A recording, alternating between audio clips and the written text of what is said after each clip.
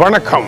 இன்று காலை ஐரோப்பிய அமெரிக்க ஊடகங்களில் முதலாவது அதிர்ச்சி செய்தி இஸ்ரேலுக்கும் அமெரிக்காவிற்கும் இடையே ஏற்பட்டிருக்கின்ற வெடிப்பு.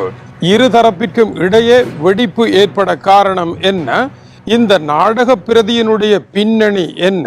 இதன் மூலமாக அடுத்த கட்டம் இவர்கள் எங்கே செல்ல போகின்றார்கள்? இவை அனைத்தையும் உள்ளடக்கிய உலக பல முக்கிய ஊடகங்களினுடைய செய்திகளினுடைய தொகுப்பாக இந்த செய்தி மலர்கின்றது. முதலாவதாக, இஸ்ரேலுக்கும் அமெரிக்காவிற்கும் இடையே ஏன் வெடிப்பு வந்தது என்ற கேள்விக்கு ஒரே பதில், ஈரான் அமெரிக்க இஸ்ரேல் முக்கோண மோதலில் பாகிஸ்தான் தலைமையில் நடைபெற்ற பேச்சுக்களில் இஸ்ரேலை பேச்சுவார்த்தை மேசையில் அமர்வதற்கு அமெரிக்கா அனுமதிக்கவே இல்லை. ஈரானும் இஸ்ரேல் அமருமாக இருந்தால் பேச்சுக்களுக்கு இடமே இல்லை என்று இஸ்ரேல் இரு தரப்பாலும் தூக்கி வீசப்பட்டது. இதனால் ஐரோப்பா எப்படி அமெரிக்காவினால் வஞ்சிக்கப்பட்டதோ அதுபோல இஸ்ரேலும் அமெரிக்க அதிபர் டொனால்ட் ட்ரம்பினால் வஞ்சிக்கப்பட்டது. அதைவிட பெரும் அவலமான நிலை, அமெரிக்க அதிபர் தான் பேச்சுவார்த்தையின் மூலமாக காணுகின்ற தீர்வை கண்டிப்பாக இஸ்ரேல் ஏற்றுக்கொள்ள வேண்டும், அதில் எந்த விதமான மாற்று கருத்தையும் இஸ்ரேலினால் தெரிவிக்க முடியாது என்றும் கூறினார். மூன்றாவதாக, அமெரிக்கா ஈரான் ஒப்பந்தத்திலே ஒரு ஷரத்து இருக்கின்றது. லெபனான் தாக்குதல்களை நிறுத்தி இஸ்ரேல் வெளியேறிவிட வேண்டும் என்று ஈரான் அழுத்தம் திருத்தமாக கூறியது. இதை அமெரிக்கா ஏற்றுக்கொண்டு இஸ்ரேலை வெளியேறும்படி கூறியது. இதனால் இஸ்ரேலிய பிரதமர் பெஞ்சமின் நெட்டன்யாகு பெரும் அதிர்ச்சியும் ஆச்சரியமும் கோபமும் அடைந்தார். இதனுடைய கருத்து, இஸ்ரேல் என்பது ஒரு நாடல்ல என்று ஈரான் கூறுகின்றது. அமெரிக்காவினுடைய இந்த செயல் இஸ்ரேல் ஒரு நாடல்ல என்பதை செயல் வடிவத்தில் காட்டுகின்றது. எனவே இஸ்ரேல் ஒரு நாடு, தன்னிச்சையான நாடு, சுயாதீனமான நாடு என்பதை நிறுவ வேண்டும். இதை நிறுவுவதாக இருந்தால் என்ன செய்ய வேண்டும்? இஸ்ரேலிய பிரதமர் பெஞ்சமின் நெட்டன்யாகு கடந்த செவ்வாய்க்கிழமை சேனல் 14 என்கின்ற ஊடகத்திற்கு பேட்டியளிக்கின்ற பொழுது, நாங்கள் இனிமேல் அமெரிக்காவில் தங்கியிருக்க விரும்பவில்லை, அமெரிக்காவினுடைய ராணுவ உதவிகள் இனிமேல் வழங்கப்பட வேண்டுமா என்று டொனால்ட் ட்ரம்ப் கேட்கின்றாரே என்பதற்கு உங்களுடைய பதில் என்ன என்ற கேள்விக்கு ஒரே பதில், அமெரிக்க அதிபர் யார் ஆயுதங்களை தர முடியாது என்று கூறுவதற்கு நானே கூறிவிடுகின்றேன், அமெரிக்க ஆயுதங்கள் இனிமேல் இஸ்ரேலுக்கு தேவையில்லை, இஸ்ரேல் சொந்த காலில் நிற்கும். பராக் ஒபாமாவின் காலத்தில் எழுதப்பட்ட ஓர் ஒப்பந்தத்தின் படி இஸ்ரேலிய ராணுவத்திற்காக அமெரிக்காவினுடைய நன்கொடை $3.4 பில்லியன் வருடா வருடம் செல்கின்றது.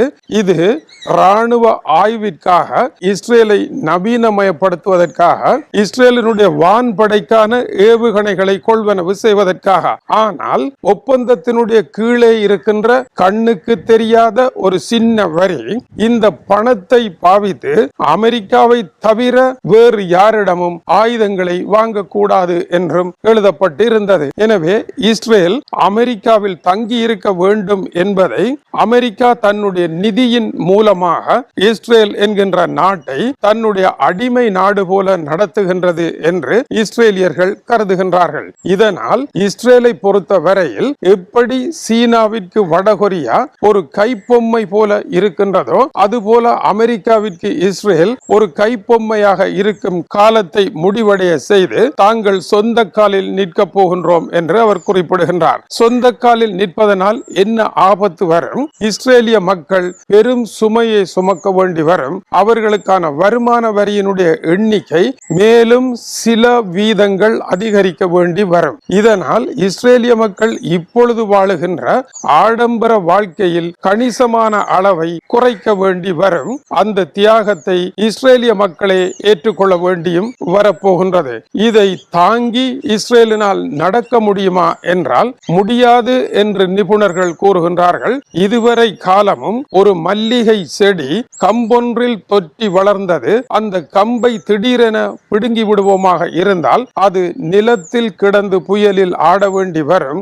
அமெரிக்கா மட்டும் இல்லை என்று கருதுவார்களாக இருந்தால் மத்திய கிழக்கு நாடுகள் எல்லாம் இணைந்து இஸ்ரேலுக்கு எதிராக தாக்குதலை நடத்துவதற்கு ஒரு கணமும் தாமதிக்காது, இஸ்ரேலை மதிக்காது என்ற நிலை வரும். சர்வதேச அரங்கில் அமெரிக்காவிற்கு பயந்துதான் இஸ்ரேலை பாராட்டுவது போலவும் இல்லாவிடில் இஸ்ரேலுக்கு எதிரான கருத்துக்களை கூறாமலும் பல நாடுகள் இருக்கின்றன. இந்த நாடுகள் இஸ்ரேலும் அமெரிக்காவும் பிளவுபடுமாக இருந்தால் தங்களுடைய எதிர்கருத்துக்களை கூறி இஸ்ரேலுக்கு எதிராக திசை திரும்புவார்கள். இந்த ஆபத்து இஸ்ரேலுக்கு இருக்கின்றது. எனவே பாலைவனம் ஒன்றில் ஒரு சிறிய கொடி போல இஸ்ரேல் பெரும் சிரமத்தை சந்திக்க வேண்டி வரும். இதனால் இஸ்ரேலுக்கு ஆபத்தே மிஞ்சும் என்று நிபுணர்கள் கூறுகின்றார்கள். ஆனால் அதைவிட முக்கியம், கிளிக்கு இறக்கை முளைத்து விட்டது, அது ஆத்தை விட்டு பறந்து விட்டது என்ற நிலை வந்து விட்டது. ஏனென்றால் இஸ்ரேல் ஆயுத உற்பத்தியில் அமெரிக்காவிற்கு இணையான ஒரு வளர்ச்சியை கண்டுவிட்டது.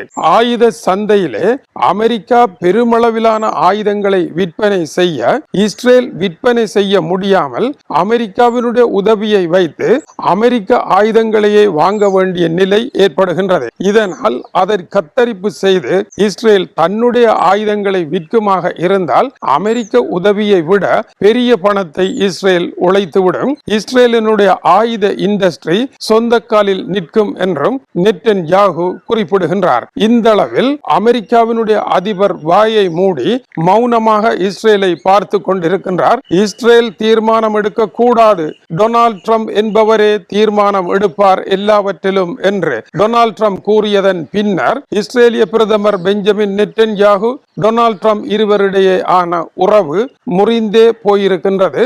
இஸ்ரேலிய பிரதமர் ஒரு கிரிமினல் குற்றவாளி, தன்னால் தான் அதிகாரத்தில் இருக்கின்றார் என்று டொனால்ட் ட்ரம்ப் சொன்னதன் பின்னதாக இனி இஸ்ரேலை அமெரிக்காவில் இணைத்து வைத்திருக்க கூடாது என்கின்ற இடத்திற்கு இஸ்ரேல் வந்திருக்கின்றது.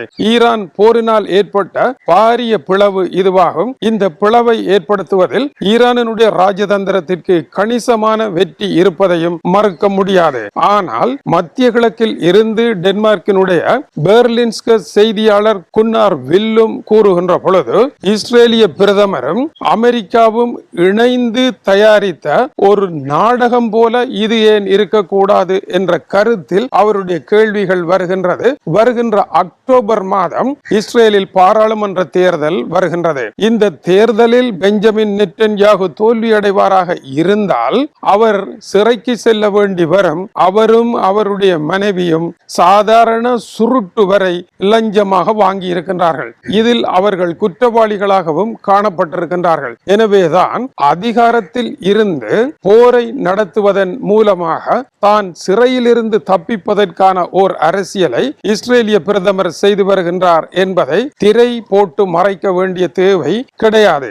இந்த நிலையில் வருகின்ற தேர்தலில் இஸ்ரேலிய தேசியவாதத்தை கொண்டு வந்து அமெரிக்கா ஈரானுடன் யுத்த நிறுத்தம் செய்திருக்கின்றது. ஈரானுடைய முல்லாக்களினுடைய ஆட்சியை துடைத்தெறிய வேண்டும். ஏனென்றால் அவர்கள் இஸ்ரேலை உலக படத்திலிருந்து துடைத்தெறிய வேண்டும் என்று கூறியவர்கள்.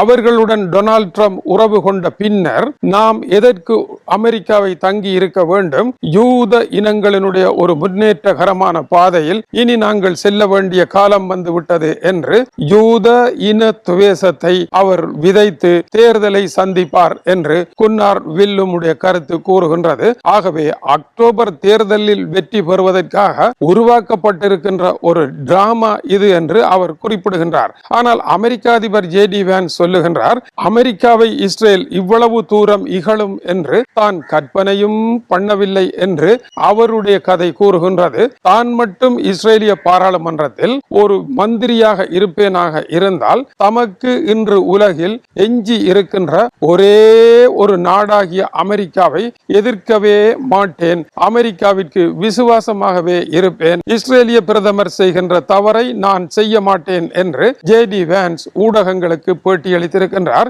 இவ்வளவு உதவியை செய்த அமெரிக்காவை இப்படி ஒரே அடியாக தூக்கி வீசுவது மிக மிக தவறான செயல் என்று அமெரிக்க அதிபரினுடைய குரலை அமெரிக்காவினுடைய உப அதிபர் ஜே.டி. வான்ஸ் உலக அரங்கில் முன்வைத்திருக்கின்றார். ஆனால் இஸ்ரேலினுடைய இந்த நிலைப்பாடும் ஐரோப்பாவினுடைய நிலைப்பாடும் ஒன்றுதான். ஏனென்றால் அமெரிக்காவிடமிருந்து சொந்த காலில் செல்ல வேண்டும் என்கின்ற நிலை இப்பொழுது ஐரோப்பாவிற்கு வந்துவிட்டது.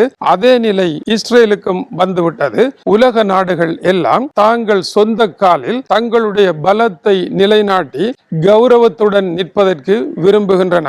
அமெரிக்கா ஆளவந்தாராகவும், ஆசியாவில் சீனா ஆளவந்தாராகவும், வடதுருவ பகுதியில் ரஷ்யா ஆளவந்தாராகவும் இருக்க, இந்த ஆளவந்தார்களின் கீழ் எப்படியே எத்தனை நாட்கள் வாழப்போகின்றோம் என்று அவர்களை விட்டு பிரிந்து செல்வதற்கு எல்லோரும் விரும்புகின்றார்கள் என்பதன் ஓர் அம்சமாக இது இருக்கின்றது என்பதையும் மறுக்க முடியாது. ஆனாலும் கூட இந்த திட்டமும் இந்த உரையும் இந்த பேச்சுக்களும் எழுதப்பட்ட நாடகமாக இருக்கக்கூடாதா என்ற கேள்வியை உலக ஊடகங்கள் கேட்க தவறியும் இருக்கின்றன. ஏனென்றால் அதை கேட்க வேண்டிய தேவையும் இல்லை என்பது அவர்களுக்கு தெரியும். தொடர்ந்து இணைந்திருங்கள். மேலும் சூடான செய்திகள் வந்திருக்கின்றன. வணக்கம் உறவுகளே.